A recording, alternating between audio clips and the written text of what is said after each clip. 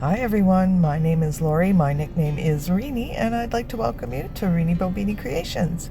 If it's the first time you've stopped by to check out my channel, I'd like to offer you a very warm welcome, and to my subscribers, welcome back. Today we are going to make this adorable and super easy little sled with stuff from the Dollarama or stuff you may even already have around your house. So please remember to like, subscribe, and share. It really does help us out. And let me stop gabbing and we'll get on with the crafting. All right, so we are going to make a little sleigh. Now this was inspired by something I saw on YouTube, and I thought I'd save the link so I could put it in the bottom or in the description box, and I didn't. So whoever did this, I'm sorry, but I'm not giving you credit. I completely obviously didn't save the link and I can't find it again, but it's super cute. My take on it. So we're gonna start. I just have these two pieces of wood. I just glued them together. You can pick up signs from the Dollarama and glue anything about this size. The size is important because, one minute,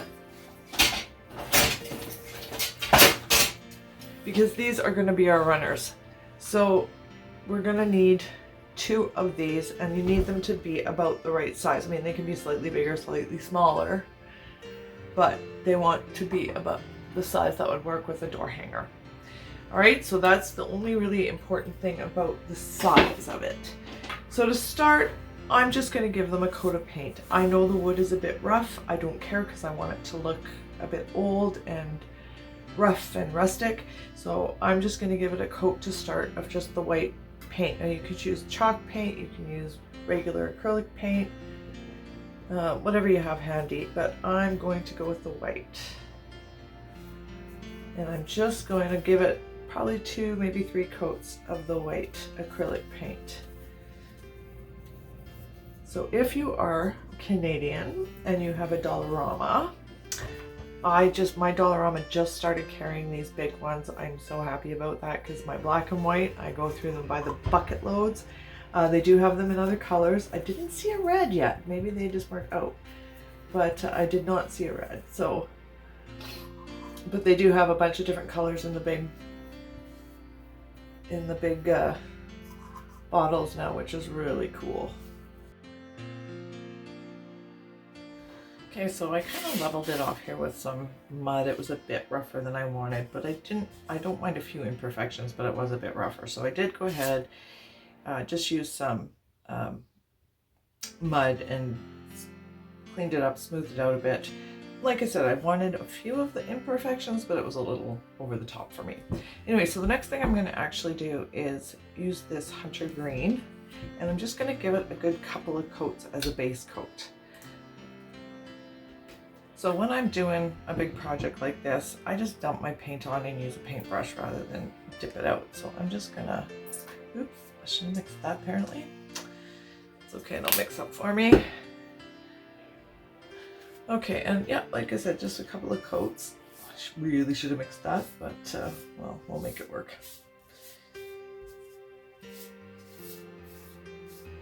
And I am going to go and do the sides as well. I'm not going to worry about the bottom. This one is just for me, so I'm just going to not worry about the bottom. If I was going to sell this one or give it as a gift, I would tidy up the bottom as well. But you're really not going to see it where I'm going to put it. So just the top and the sides.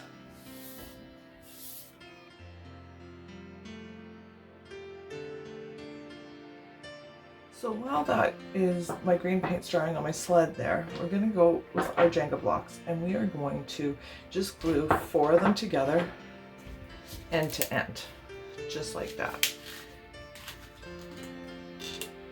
Now I would suggest not hot glue for this. Use a wood glue. That'll be about your best bet to keep them all together.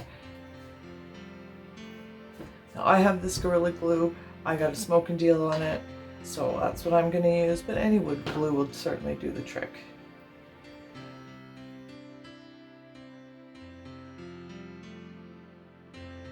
Okay, so I bought a couple of these. These are going to be our runners for our sleigh. Now of course this thing's facing the wrong way, I did see an inspiration for this on YouTube. If I can find it, I thought I'd saved it so I could post her below. If I do, I will put it in the description box. If not, I'm sorry whoever the inspiration came from. It was amazing. Anyway, but what I'm going to do, now she cut this off. I found it a little bit hard without a bunch of tools, so I wanted to see if there was a way I could do it without needing a bunch of tools to cut it off. So I'm just bending it down all the way, and I actually kind of think that kind of looks scroll work. So I already did this one, and I'm going to play with it until they're a little more even for sure, but I think that is going to work for me. So I'm just going to mess with it until I get it where I want it. I think that's almost got it. Yeah, that's pretty close.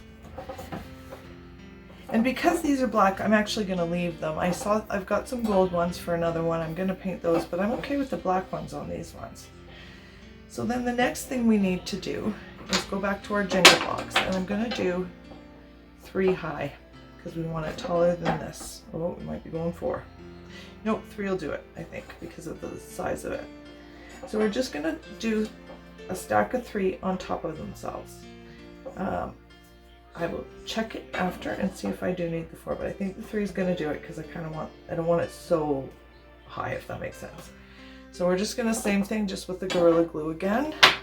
Just glue them straight on top of themselves. Oh, what did I do with my glue?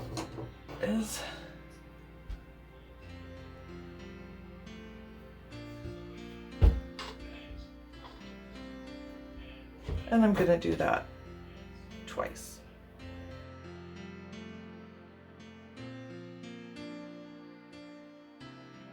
So I've got the coat on. You can see it's not perfect coverage. That's okay because we're going to do a crackle effect. So I've got this crackle medium from Folk Art. I don't know of any other brands. I'm sure they're out there, but this is the only one I've ever seen. So I'm sure any brand, if you have different brands where you are, would work just fine. So we're just going to give it a good coat. And again, I'm going to do the sides, but not the bottom. And then we're going to let it dry completely. That's going to give us that crackle effect that we're looking for. So no, I've heard that depending which way you brush it helps the crackle, which way it goes. So I don't know if it's actually true, but we're going to just go all different ways and test the theory, I guess, see how that looks. So once you've got her on there, you're just going to set it aside to dry, and then we will go ahead and do our top coat.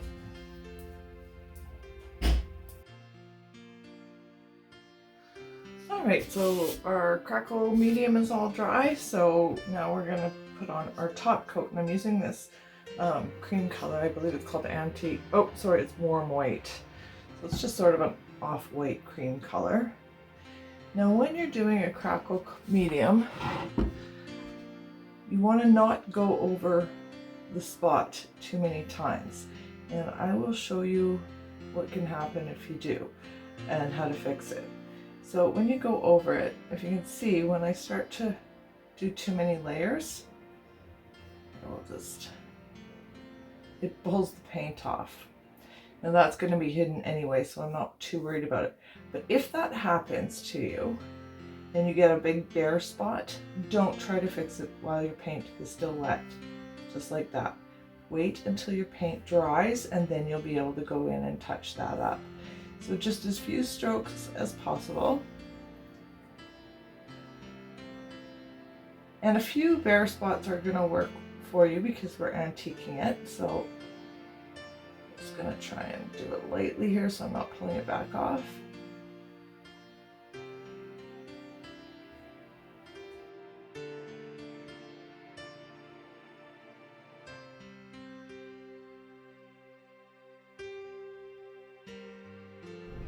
So you can see how well it crackled. I love it. So we're taking now we're going to take the ones we glued together, the Jenga blocks, and I got this little Merry Christmas sign at the Dollar Tree, this little laser cut one, and so we're going to play with how we want this to look on there.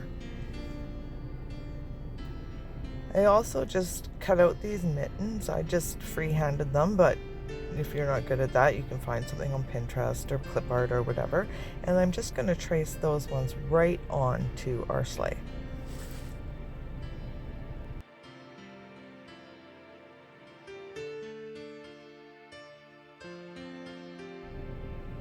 So now I'm going to take that same red paint, where do I put it?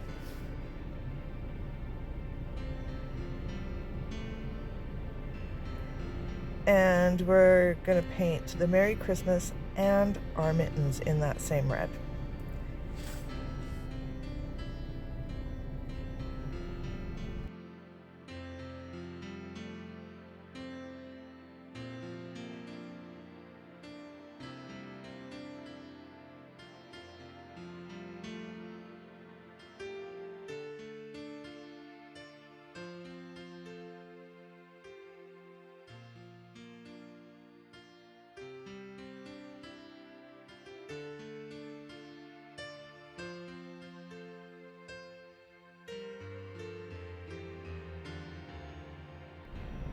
So now I've got this gorgeous, it's like chunky sparkle red paint. It's absolutely beautiful on.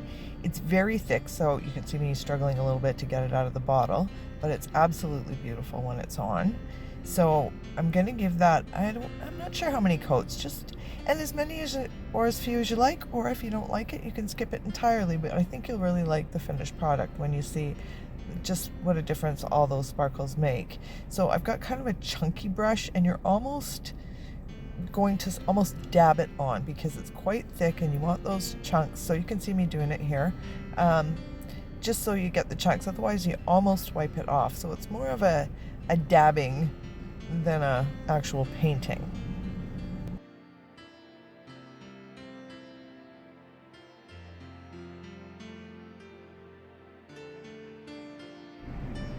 Now we're going to give our mittens a little depth and a little character, and I'm going to start with the white paint actually, and we're going to just give them some decoration, make them a little more Christmassy.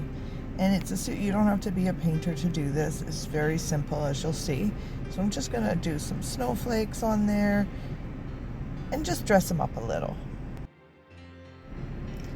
Now, if you are not a painter at all and you just say you're not good with a paintbrush or whatever, you can also find some beautiful stickers or rub-ons for this. There's a lot of things you can do here, but I think most people should be able to do this even if you're not a painter or haven't practiced at all.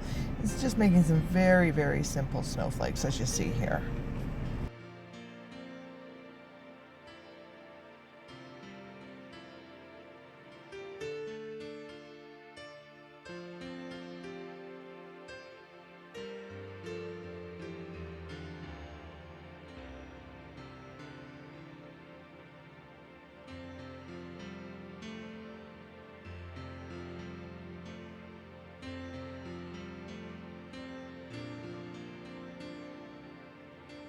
Now I'm just going in with this little tool. If you don't have it, you can use the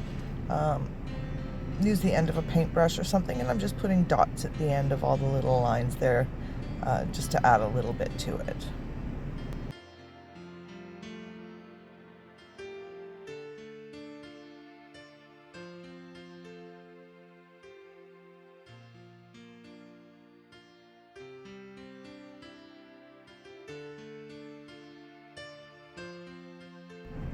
So you should be left with something that looks similar to this.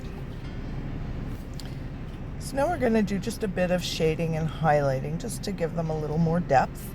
So to make the highlight, I'm going to use that same red, but I'm just going to add a dot of white to it to lighten it up, if it will cooperate. And then I've got that brown there as well that I'm going to use to do the shading. Now this is not difficult, but it makes a world of difference in your painting. So if you've never done it before, you want to take a flat brush. You definitely want to use a flat brush, and depending on the size of your painting is the size of the brush you'll use. And I'll kind of explain what we're going to do as we're doing it.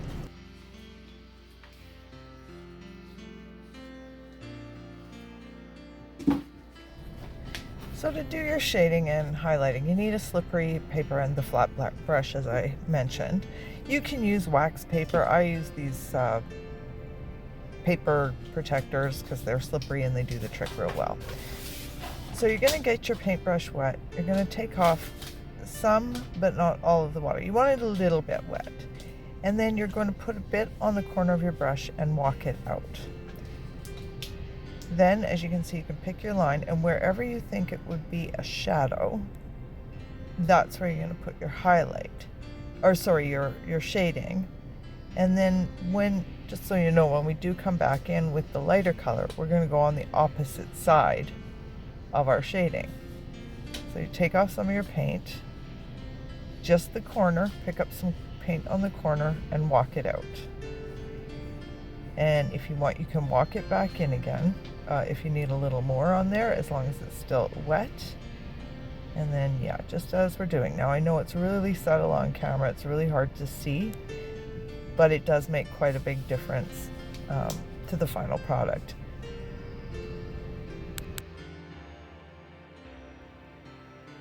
You can see again, I'm just going under where the cuff would be on the mitten.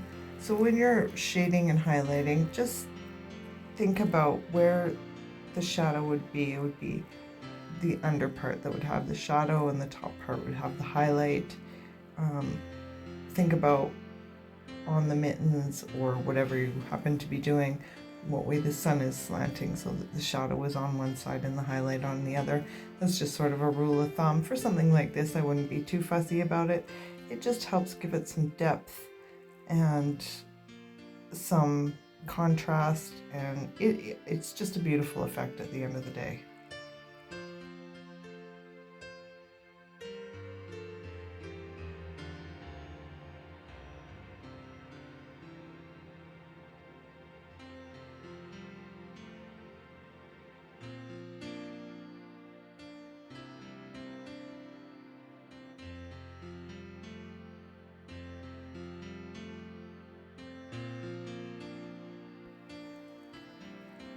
So I'm just mixing my own highlight here just by adding some white to the red I already used.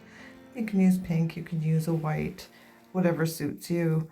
One, I'm honestly being a little bit lazy and didn't want to get up and find a matching color, and two, that does keep your colors consistent so they match, they're not going to clash, they're the same shade.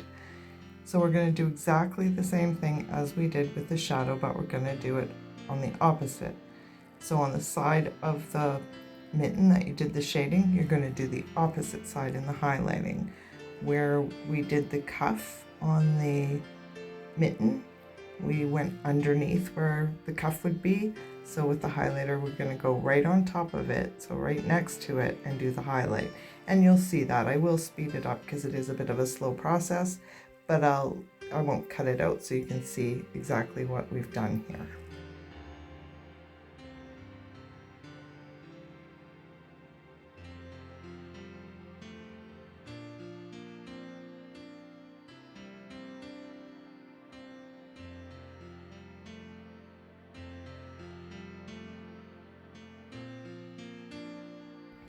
And I think you can really see that starting to stand out.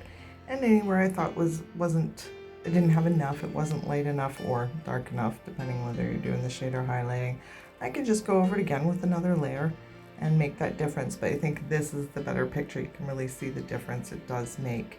And it's not a difficult technique. You do want to be a little bit slow. You don't want to rush this. But at the end of the day, it really does make a difference.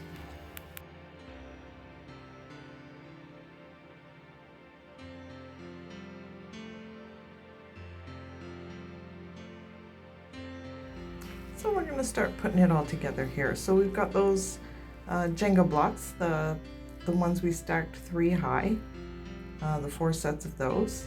And this is just a Gorilla Glue. You can use a wood glue, E6000 would work. I would not suggest hot glue on this, it won't stay stuck very well. I mean, it's okay if it's, you know, you're not going to be moving it around much, but I wouldn't have a lot of faith in it holding together for very long. So we're going to glue all of those on.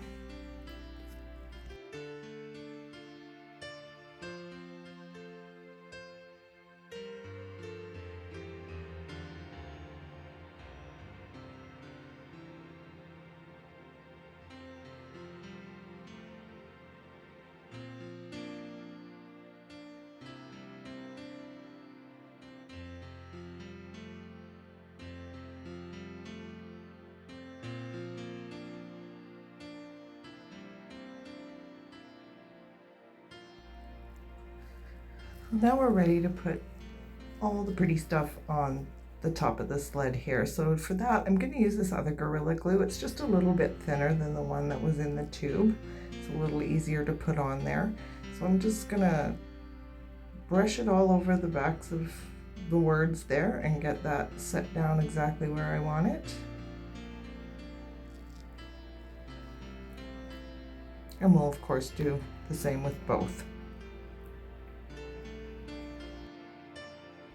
So I'm going to put a little piece across the top. I have no idea what it's called. So if anybody knows the name of that part, feel free to leave it in the comments. And we're just going to mark where we want our rope to go through, and probably you should use a measuring tape. I almost didn't, was just going to eyeball it and told myself not to be lazy, so here we go. And just whatever works with you and the size that you have. So I know you have to work with the pieces that you've got, but this is hopefully inspiring, and just see what works for you.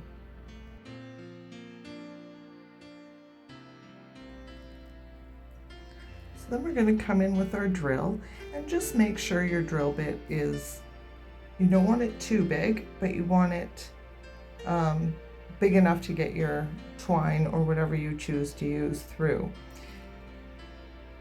So I'm just going to make a couple of holes here for our rope. Now, alternatively, if you don't have a drill or you're not comfortable with power tools for any reason, you can fake it. You can glue your rope and tie a little knot on one end and glue that on the other end. Like, there's ways around that if you're not comfortable with it. You could wrap the end in twine after putting your string through. But if you're comfortable, this is probably, you know, I wouldn't say this is authentic, but more authentic than the other way. But you can certainly fake something like this with no problem if you don't have power tools. So just get creative, think what will work for you.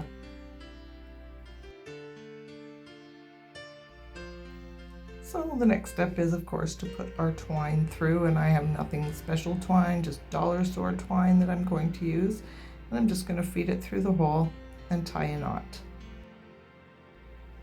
And then, of course, I will repeat that to both sides and just decide how long you want your rope to be, depending where you're going to put it, if you're hanging it or just leaning it up. So just whatever works for you. So just checking the final placement before we glue the final pieces together here. So we're going to come back in with Gorilla Glue, and I'm going to use the bottle glue because it's wood on wood for this part. And we're just going to use a pretty generous amount of the Gorilla Glue on our red Jenga blocks there to attach the top of the sled.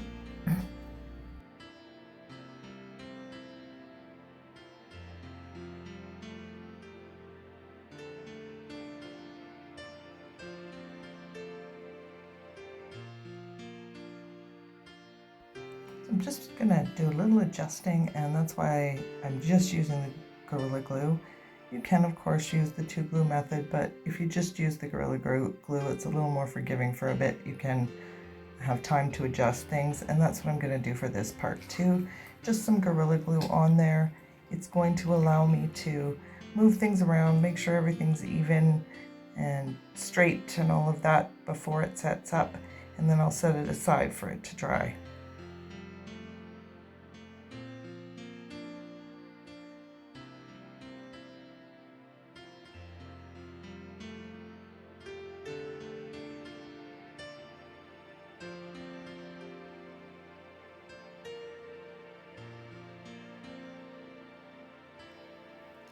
So this is pretty much the final product. I love the way it turned out, so let me get some better pictures for you.